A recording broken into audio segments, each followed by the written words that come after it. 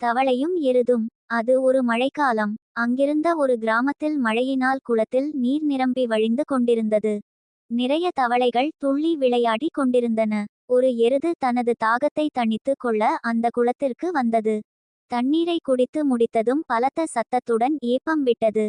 அந்த சத்தத்தை கேட்டு தவளைகள் அனைத்தும் பயந்து விட்டன.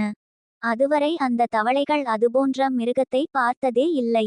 பயந்து போன அந்த தவளைகள் அதனது தாத்தாயிடம் சென்று, தாத்தா, நாங்கள் குளத்தருகே ஒரு பெரிய பயங்கரமான மிருகத்தை கண்டோம் என்று கூறின. மூத்தவனான தாத்தா தவளை தனது சுய கௌரவம் பாதிக்கப்பட்டதாக எண்ணி தனது உடலை சற்று பருமனாக்கி, இந்த அளவு பெரிய மிருகமா என்று கேட்டது. அந்த குட்டி தவளைகள், இல்லை தாத்தா, இதைவிட பெரிய மிருகம் என்று கூறியவுடன் மீண்டும் தனது உடலை சற்று பருமனாக்கி, இந்த அளவு பருமனா என்று கேட்டது. முற்றுப்புள்ளி. குட்டி தவளைகள் இல்லை இல்லை இதைவிட பெரியது என்றவுடன் மீண்டும் பெரிய தாத்தா தவளை தனது உடலை இன்னும் பருமனாக்கியது. அந்த குட்டி தவளைகள் இதைவிட பெரிய மிருகம் என்று மீண்டும் கூறின. உடனே தாத்தா தவளை மீண்டும் தனது உடலை பருமனாக முயன்று உடல் வெடித்து இறந்து விட்டது. கருத்து: நடைமுறைக்கு ஒத்து வராத சுய கௌரவம் ஆபத்தானது. Vape links.